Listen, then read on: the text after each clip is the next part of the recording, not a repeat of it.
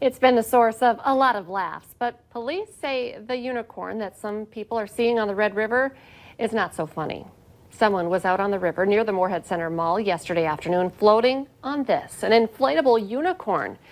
Police are urging people to use common sense because they say floodwaters have swift currents and can be very dangerous. One officer tells us there are no laws in Moorhead against people doing this, but they are warning that there's lots of hidden dangers in the floodwaters and people can get in trouble quickly. The Red River at Fargo-Moorhead reached its second crest yesterday of just under 31 feet.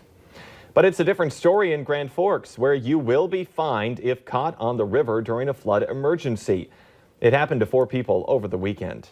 They were fined $100 each after getting caught canoeing near Lincoln Park Sunday night. The river is still closed for recreational purposes.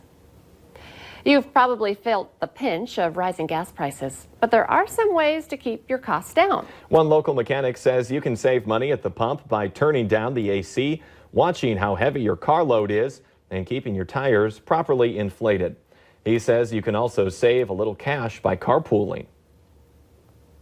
If you're commuting, 20, 30 miles and you have a neighbor that's going to the same place and you can commute, that's huge. You can also save money on fuel costs by avoiding long idling, not driving aggressively, and using your cruise control. North Dakota Governor Doug Burgum has signed a bill that aims to cut health insurance premiums for some North Dakotans. And the state insurance commissioner says those who will benefit are the ones who need the help the most. Invisible reinsurance allows people to remain in the individual market with their current plan and carrier, while a portion of their claims are reimbursed by the reinsurance pool. That pool would be funded by a combination of federal funds and assessments placed on insurance companies selling in North Dakota's health insurance market. Legislation to commit public money for a Theodore Roosevelt Presidential Library in western North Dakota has hit a snag, and it made House members storm out of a conference committee meeting.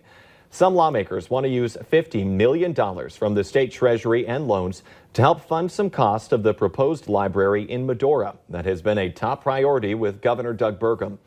House negotiators also inserted language in the bill that would force Burgum to take a salary, but senators voted against the amendment, and House negotiators walked out in protest. Burgum ran on a campaign promise to forego his salary. He did not take any salary during the current 2-year budget cycle. The U.S. Supreme Court hears arguments today about whether the Trump administration can include a citizenship question in the 2020 census, which goes to every household in the country. Opponents say the move would discourage immigrants from responding and will result in an undercount of the immigrant population. But the Justice Department insists the data is needed to enforce civil rights laws. The FBI is assisting Sri Lankan authorities investigating the coordinated Easter Sunday bombings at Catholic churches and luxury hotels. At least 4 Americans are among the more than 300 people killed in the suicide attacks. Sri Lanka's government has been granted broad authority to investigate and arrest the perpetrators. There is a fresh lightness that spring brings, especially after the harsh winter that we had this year. And we can have that feeling in our own homes, too. The Valley Today's Abby Furchner is showing us some of the latest spring home decor trends. Good morning, Abby. Good morning, you guys. I'm here with Melanie Iverson with Mosaic Design and Build, and we're standing in a dining room, and I think that might be a place where people tend to forget to decorate. And I absolutely love this because there's so much color in it for spring. Absolutely, yeah. I really am loving the jewel tone colors, and I think we do forget to decorate using color on our dining room tables, but this is such a fun way to dress up the space if you have guests coming over, family, graduation party, whatever you're doing.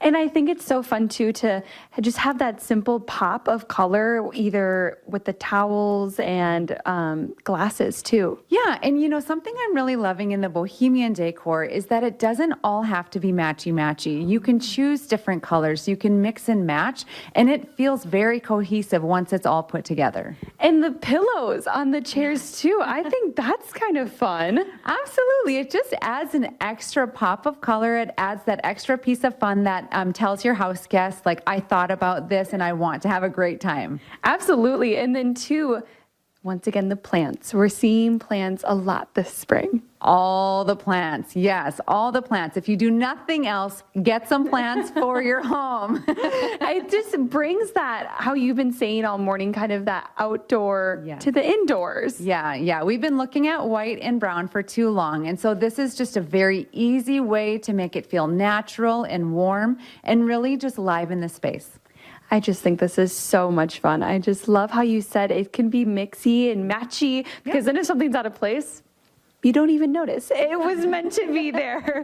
So this is just one way you can bring that spring into your dining room, liven up your kitchen, but we have a fun sunroom we want to show you too here in just a few minutes. A lot of people are nervous about having real plants too, but they make some really nice synthetic ones now. You can't even tell the difference. I was just saying I'd love to have plants in my home, but I would kill them. So go synthetic. Yeah, get the green in any way you can. Abby Furchner reporting live. Thank you.